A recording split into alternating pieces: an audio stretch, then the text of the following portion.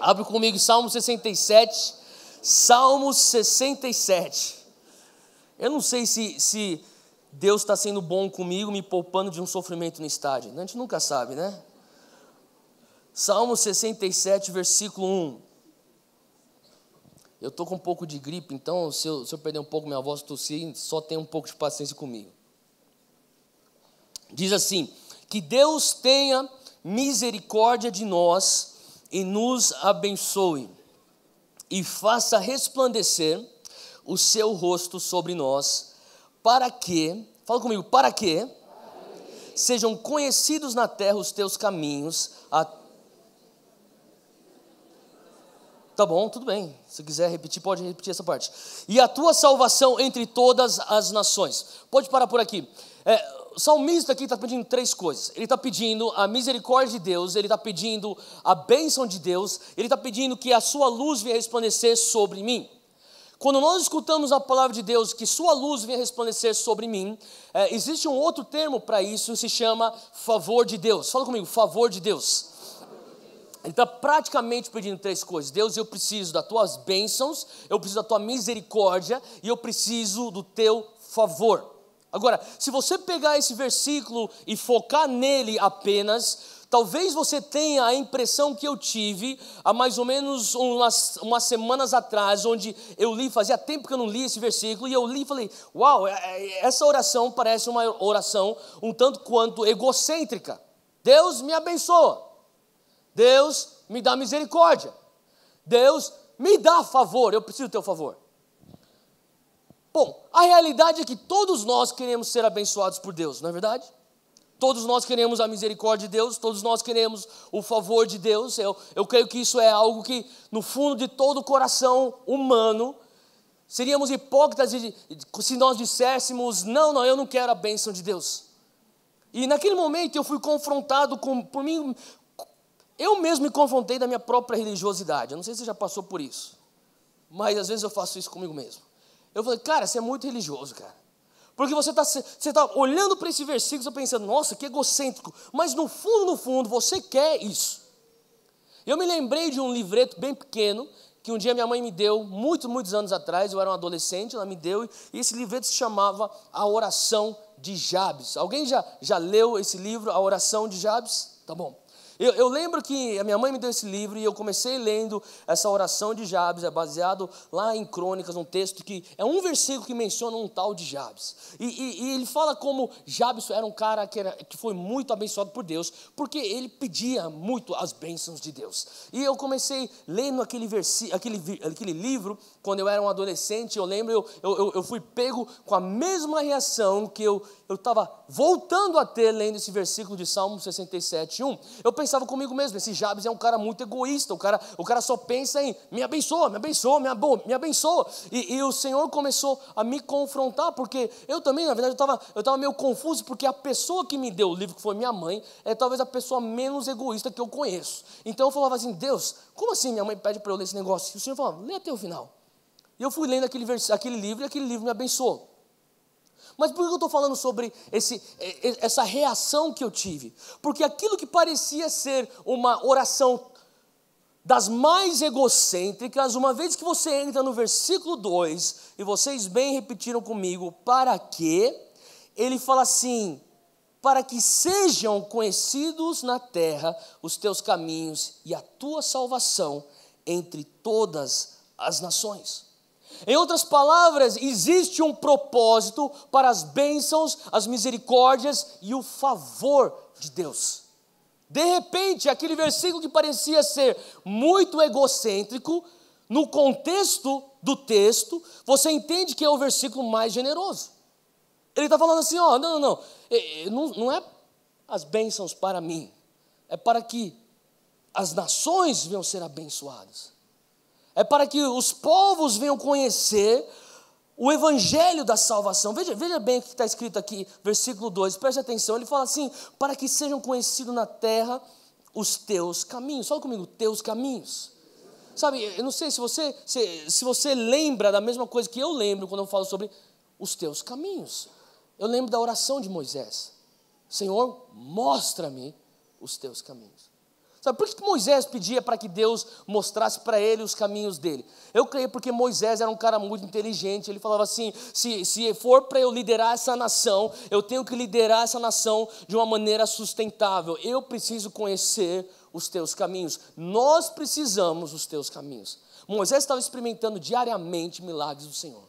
Era um maná que vinha do céu, era um mar vermelho que se partia, era a água que vinha da rocha, mas em algum momento o clamor de Moisés era: Deus, mostra-me os teus caminhos. Eu não quero só as tuas bênçãos, eu não quero só o maná de amanhã, eu não quero só o próximo milagre, o próximo livramento, eu preciso conhecer os teus caminhos. O que ele estava falando? Eu preciso de algo que vai nos levar à sustentabilidade. Em outras palavras, ele fala assim: Deus, incute em nós a tua cultura.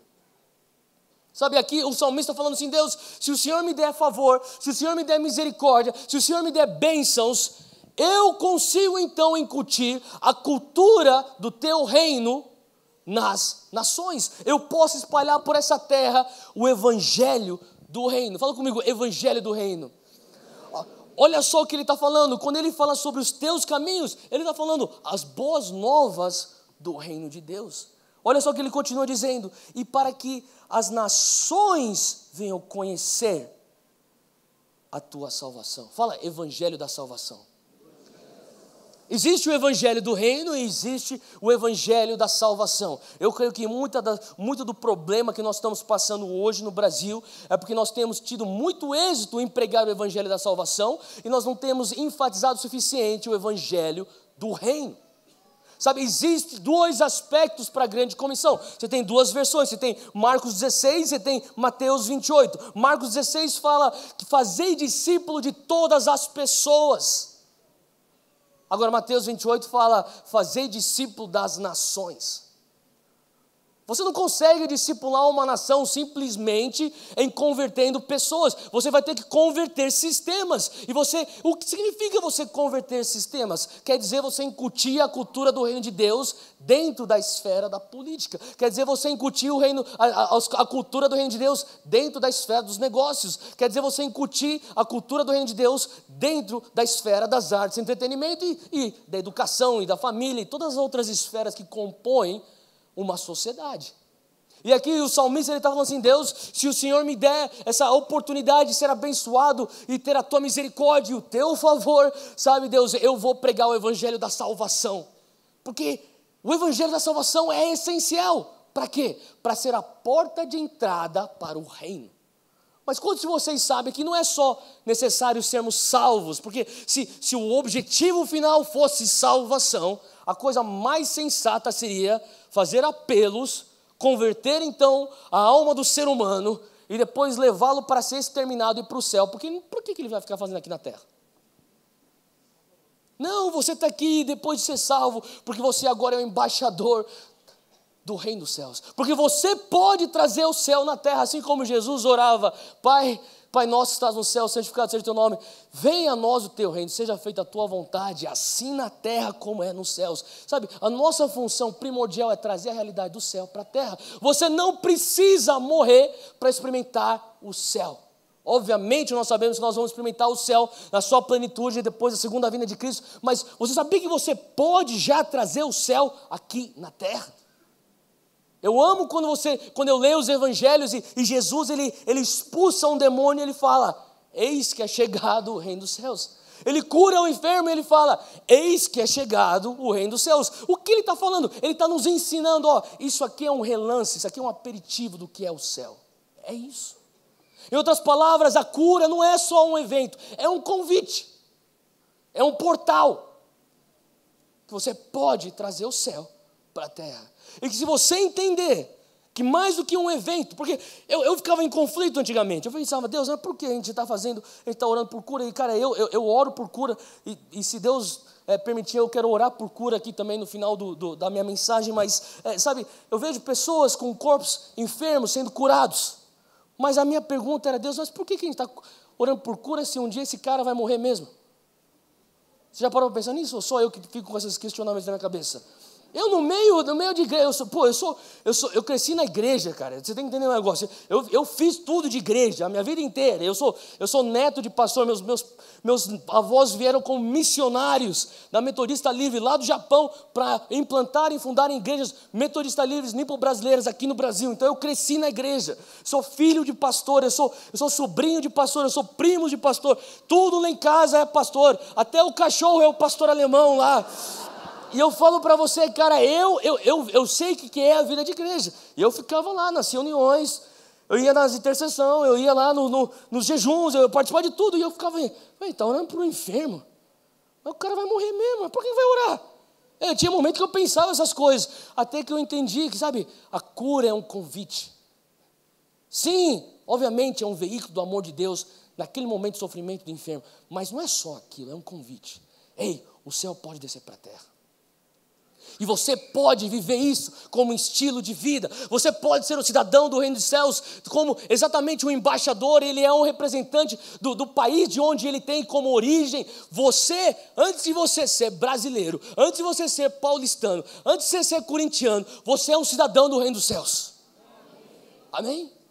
E como um cidadão do reino dos céus, como um embaixador do reino dos céus, o embaixador, aonde ele pisa, aquela jurisdição, impera então a cultura e as leis do seu país de origem. Sabe, é a vontade de Deus que onde você pisar, que impere então na tua jurisdição, a cultura e as leis, o padrão dos céus, mesmo aqui na terra.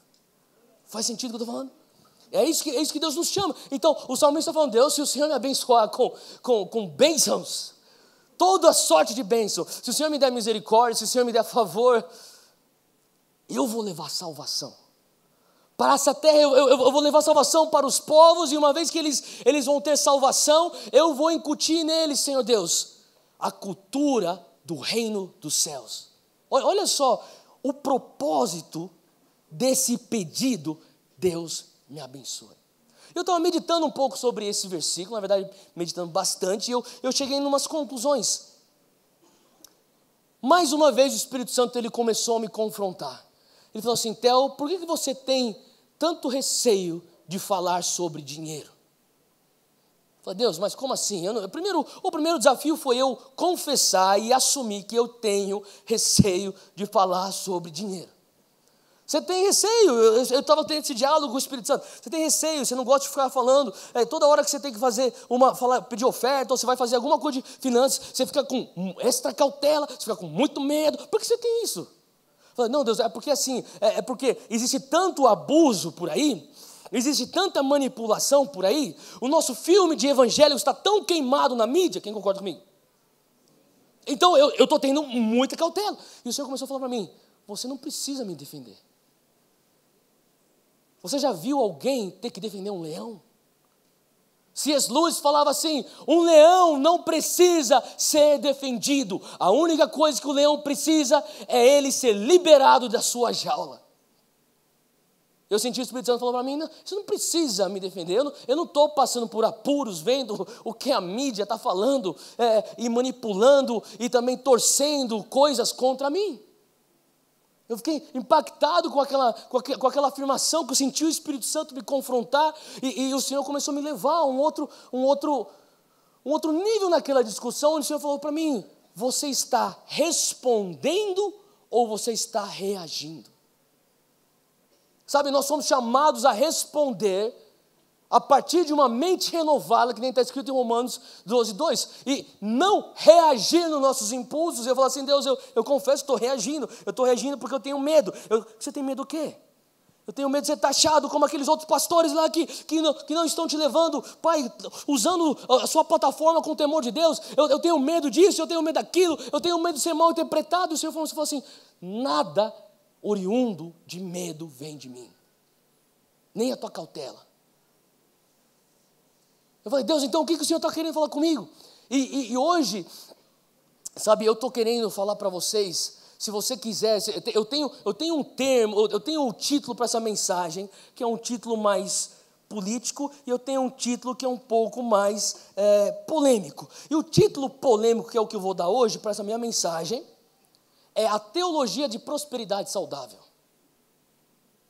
Porque Eu estou falando aqui, eu estou vendo muitos jovens. Eu quero falar para você que é estudante universitário, você que é um jovem profissional. Eu quero falar para você que muitas vezes, se você que nem eu, e você tem temor naquilo que você, na influência que Deus está te dando, no lugar onde Deus está te colocando, muitas vezes você já se sentiu que nem eu tenho que mostrar para as pessoas que existem evangélicos sérios por aí. Quem já pensou isso? Eu já pensei isso. E o Senhor começou a falar para mim, você não precisa me defender. Só precisa fazer aquilo que eu estou te pedindo para fazer. E sabe, muitas vezes eu creio que nós estamos deixando de fazer a oração do salmista no versículo 1. Deus, me dá tuas bênçãos, me dá tua misericórdia, me dá o teu favor, porque nós temos medo que pessoas não vão acreditar no versículo 2. Não, é para que as nações venham conhecer os caminhos do Senhor. Não, é para que haja salvação no meio dos povos. Ah, sei. Quem já escutou isso?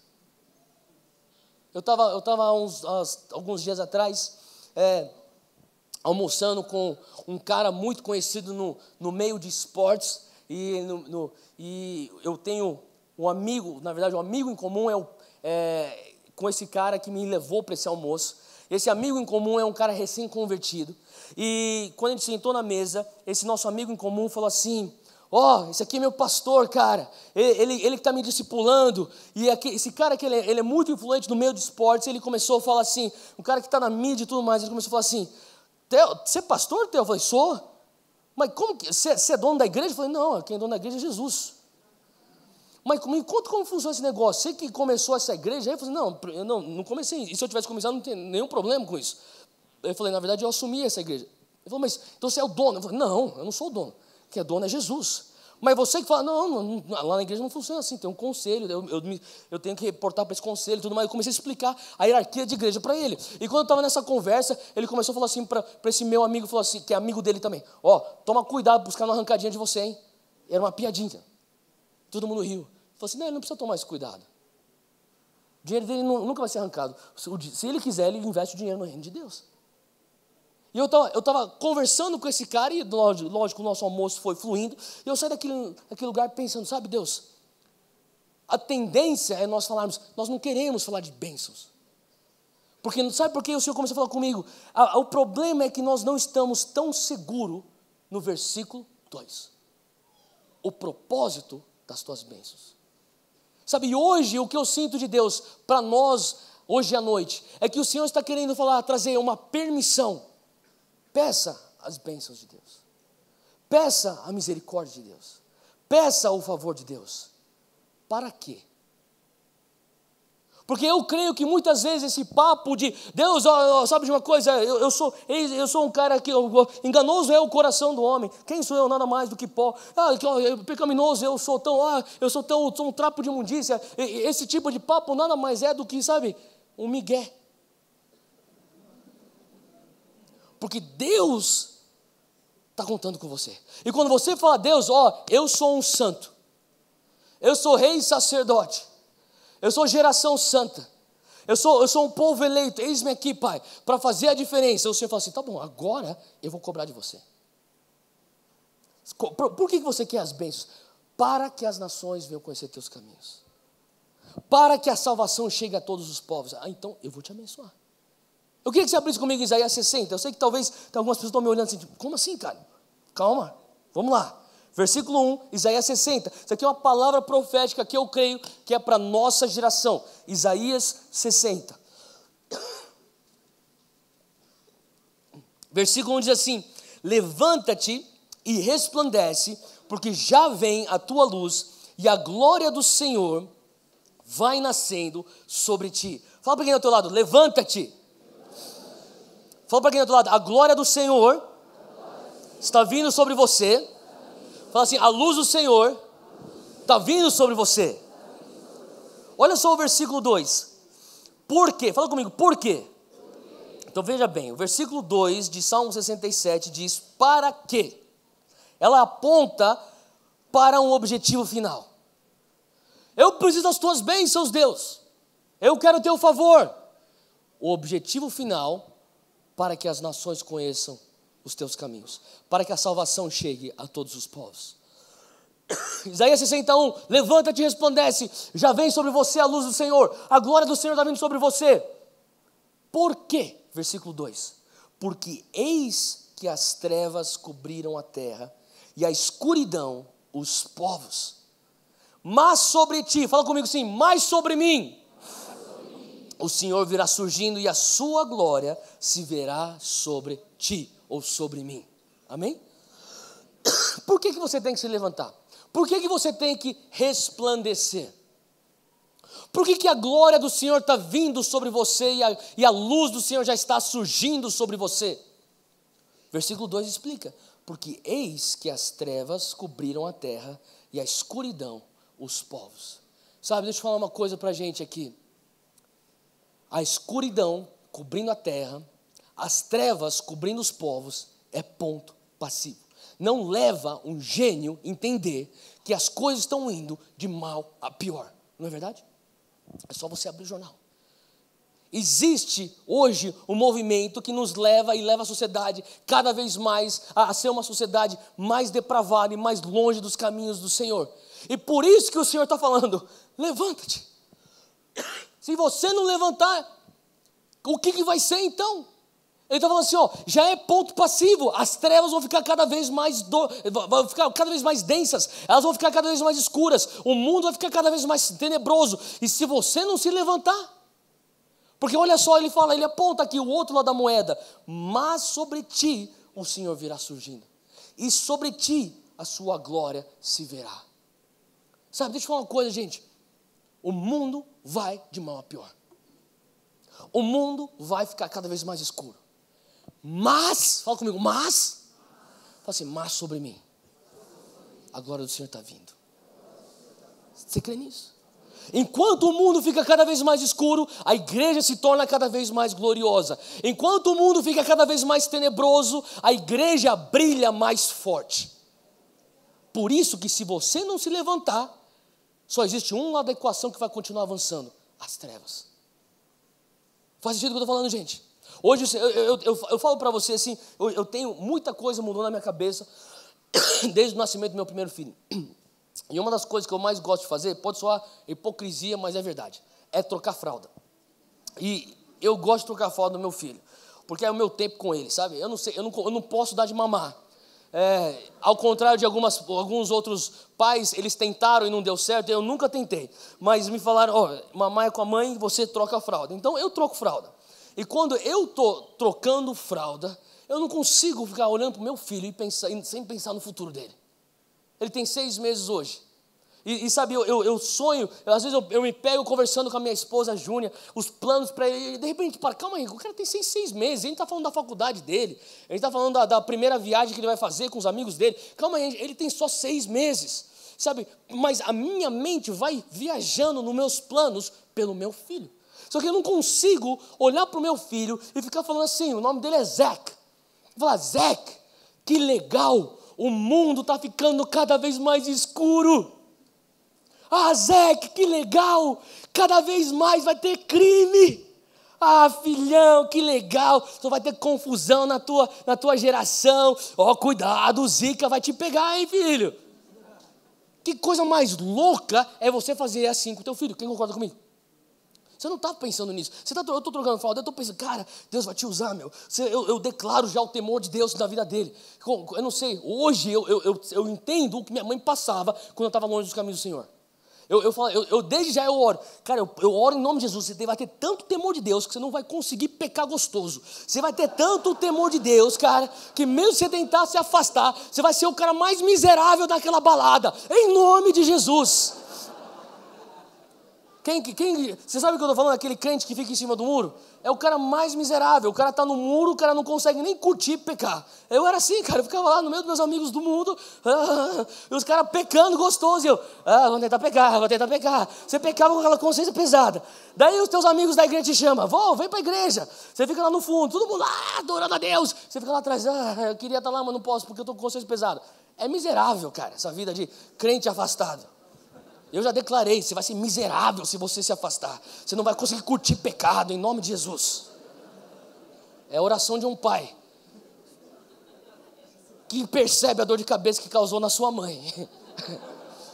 Mas enfim, eu olho para o meu filho e eu falo assim, cara, eu não consigo ficar falando, filho, o mundo vai ficar pior. Eu sei que o mundo vai ficar pior. Eu estou profetizando sobre ele. Sobre ti a glória do Senhor vai vir. Eu profetizo sobre meu filho, sobre ti o Senhor virá surgindo. Porque eu já entendo, o mundo vai ficar pior. Mas se eu não digo, eu me levanto, eu resplandeço, me abençoa, me dá o teu favor, a única coisa que resta é o mundo ficando cada vez pior. Faz sentido o que eu estou falando? Abre comigo aqui em Lucas, é o meu último texto. Lucas 11.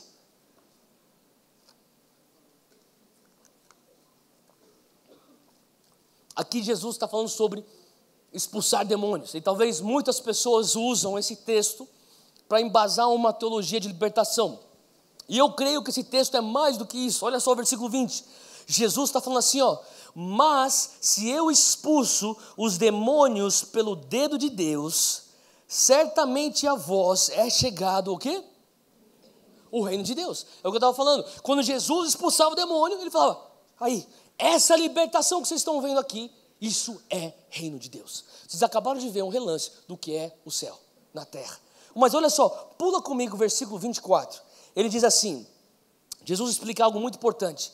Quando um espírito imundo tem saído do homem e anda por lugares secos, buscando repouso e não o achando, ele diz, tornarei para minha casa de onde saí, e chegando acha varrida e adornada. Então o demônio vai e leva consigo outros 7 espíritos piores do que ele, e entrando habitam ali, e o último estado desse homem é pior do que o primeiro. O que ele está falando aqui? Ele está falando sobre libertação, sim, só que eu creio que mais do que só libertação, ele está falando aqui sobre uma estratégia de transformação social. Ele está falando assim, olha, quando alguém está endemoniado, e você vai lá e expulsa aquele demônio, aquela libertação, aquilo lá é um relance do que é um avivamento. Aquilo lá é um relance do que é céus na terra. Aquele momento é, uau, o reino de Deus estabelecido. Agora, não para no versículo 20. Você entende que ele continua do versículo 24 ao 26. Ele fala que então, o que acontece? O demônio sai daquele lugar, ele vai procurando um lugar que está seco, que está desocupado. Ele vai, ele olha para regiões, e ele olha por pessoas. Ele fala, eu posso ficar aqui? E quando ele não vê nenhuma brecha, uma legalidade espiritual para ele poder se alojar lá, ele fala, não posso ficar aqui, eu vou procurar outro lugar. Ele vai lá e ele procura o outro lugar. E ele vê que não tem brecha lá, ele procura um outro lugar. E de repente, ele tentando achar um lugar com brecha para ficar, ele pensa, calma aí, eu acabei de sair de um lugar, quem sabe eu vou lá ver se aquele lugar ainda está desocupado, porque se tiver, eu tenho legalidade para trazer mais espíritos imundos junto comigo. E ele volta para aquele lugar que ele estava lá antes, e quando ele encontra aquele lugar varrido e adornado, que nem está escrito aí no teu texto, ele traz 7 espíritos piores. E olha só o que a palavra de Deus diz aqui em Lucas, no versículo 26. Ele diz assim que o último estado desse homem é pior do que o quê? O primeiro. Sabe, eu estava lendo esse texto, eu comecei a entender muita coisa acerca do nosso Brasil. Eu comecei a entender muita coisa do porquê que nós crescemos e crescemos e crescemos população evangélica, mas cada vez mais decaímos e caímos e caímos na moral da sociedade brasileira. Cara, o IBGE diz que nós somos 23,6 ou 7% evangélicos no Brasil. É quase 1/4 do Brasil se diz evangélico. Os antropólogos e sociólogos dizem, para você estabelecer uma cultura numa nação, você só precisa de 8% da população falando as mesmas coisas. Para pensar. Sabe, eu creio que nós temos tido muito êxito em expulsar o demônio. Nós temos falhado em ocupar aquele lugar que ele já desocupou com aquele demônio. E quando aquele demônio sai, e nós pensamos, estamos comemorando, o reino de Deus, cara, o cara foi liberto, mais um, e tem que ser comemorado. E Deus tem que receber toda a glória, e Deus tem que receber louvor por isso. Mas a gente não tem que esquecer que não terminou. Temos que o quê? Ocupar a casa que agora está sendo varrida, está desocupada e está vazia. Porque se nós não fizermos isso, ele volta com 7 espíritos piores, e o próprio Jesus diz que o estado atual se torna pior do que o primeiro. E daí a gente vai para outra casa, expulsa o demônio. Expulsamos o demônio, cara. E deixa vazio. E vamos para outra casa, expulsa o demônio. Expulsamos. E a gente não está vendo que atrás da gente está vendo 7 aqui, mais 7 para lá, mais 7 para lá. E aí todos os casos ficam piores. No seu momento, no segundo momento, pior do que o primeiro momento. Agora, por que eu estou querendo concluir com isso? Porque eu creio que o Senhor nos chama como uma geração de nós não fugirmos do convite de sermos abençoados. Não para nós mesmos. Sabe, o Senhor tem me desafiado muito com o texto, a história do povo de Israel saindo do Egito. Você sabia que o povo de Israel saiu do Egito com despojos? Eles não simplesmente pegaram a sua própria família e pegaram uma trouxa de roupa e saíram vazados no meio da madrugada com Moisés. Não. O Senhor abençoou. A palavra nos diz que eles saíram com ouro, eles saíram com despojos, eles saíram com riquezas. O Senhor estava dando para eles algo. E não sei se você recorda, Moisés ia para Faraó e falava assim: ei, deixa o meu povo ir para que nós venhamos adorar o Senhor em liberdade. Você lembra disso? Qual que era o intuito do êxodo? Queremos adorar a Deus com liberdade. A gente quer construir um lugar de adoração para o Senhor.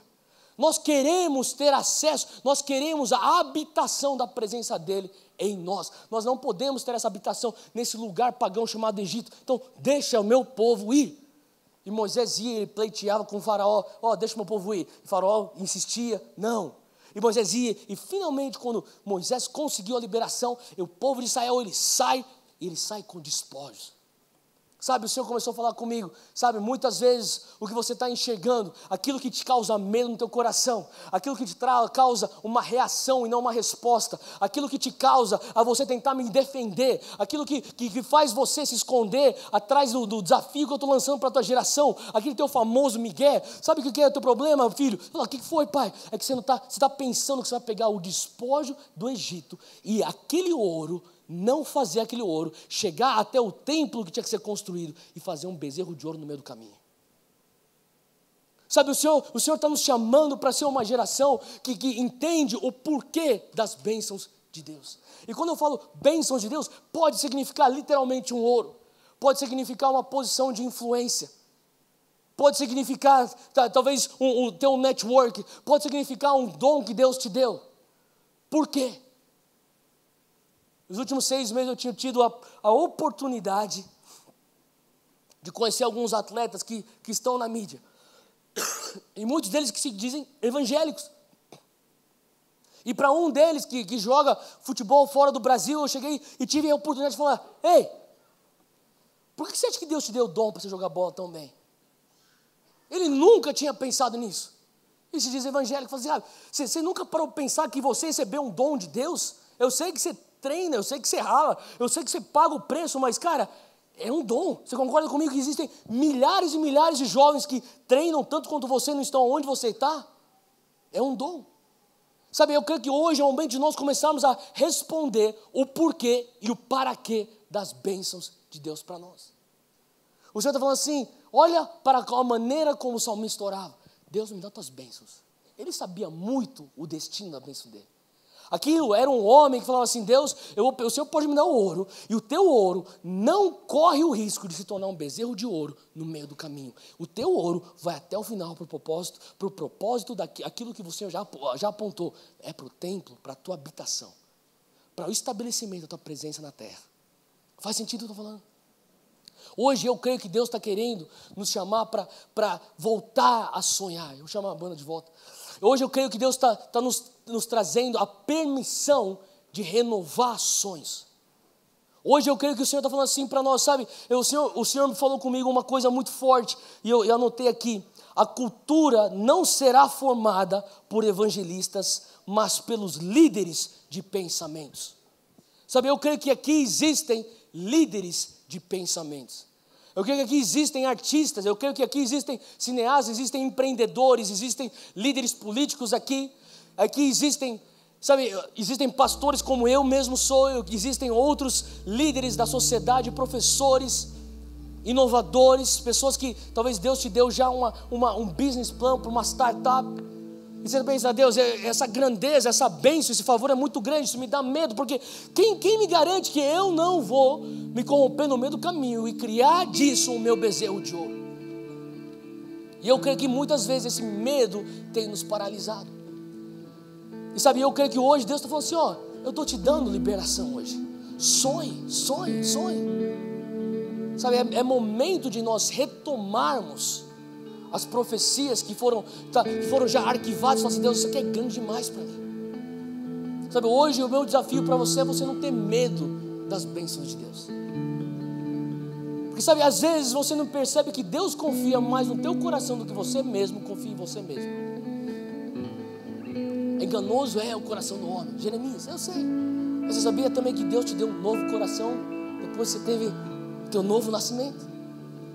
E você pode passar a sonhar os sonhos dele agora. E muitas vezes aquilo que está ardendo no teu coração tem a ver com a vontade dele para você.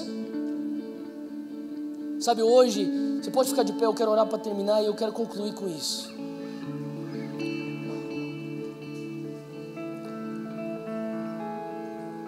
Hoje eu sinto de Deus, sabe que o Senhor está querendo talvez soprar sobre alguns sonhos que você talvez arquivou. E falou, Deus, não é para mim, é muito grande. E o Senhor está pedindo, será que você consegue ter o coração do salmista? Que ao mesmo tempo que pede, Deus me abençoe, me dá o teu favor, me dá a tua misericórdia. Ao mesmo tempo ele fala, porque eu sei para onde isso aqui vai. Ele vai para que as nações conheçam o teu caminho. Feche os teus olhos, eu quero terminar de ler o versículo 3 de Isaías 60. Isaías 60 fala lá do versículo 1, levanta-te, resplandece. Já vem a luz do Senhor e a glória do Senhor vai nascendo sobre você, porque o mundo está ficando cada vez mais escuro. As trevas estão cobrindo a nação, as trevas cobrem o Brasil, mas sobre você, povo de Jesus, no Brasil, igreja de Cristo, o Senhor virá surgindo. Enquanto o Brasil e a sociedade pode se tornar cada vez mais tenebrosa, a igreja brasileira se torna cada vez mais gloriosa. E o versículo 3 diz, e as nações caminharão à tua luz, e os reis caminharão ao teu resplendor que te nasceu. Hoje o meu desafio é que você se levante. Hoje o meu desafio para você é que você fala, Deus, eis-me aqui. O Senhor pode vir com tua glória sobre mim, porque no meio da escuridão, se eu não me levantar, para onde irão os reis? Para onde caminharão as nações? A profecia de Isaías 63 diz que as nações caminharão à tua luz. A profecia diz que as nações, os reis caminharão ao teu resplendor. Mas é condicional no teu posicionamento de se levantar. Erga suas mãos, eu quero orar com você. Senhor Deus, o Senhor vê todas essas mãos levantadas aqui. Isso aqui é um povo que diz, Deus, o Senhor pode nos confiar com as tuas bênçãos. Nós não vamos fazer das tuas bênçãos o nosso bezerro de ouro. Eis-nos aqui, Pai, o nosso coração arde para que as nações conheçam o teu reino. O nosso coração arde, Senhor Deus, para que a tua salvação chegue a todos os povos. Em meio a essa escuridão, nós nos levantamos, porque já é ponto passível que vai ficar cada vez mais escuro, mas sobre nós resplandece a tua glória. Que venha a tua luz sobre a tua igreja. Onde você estiver, começa a orar e começa a pedir agora, Senhor Deus, eis-me aqui, resplandece teu favor sobre mim. Eu digo sim aos sonhos que eu já enterrei. Eu digo sim, Senhor Deus, a tudo aquilo que eu descartei.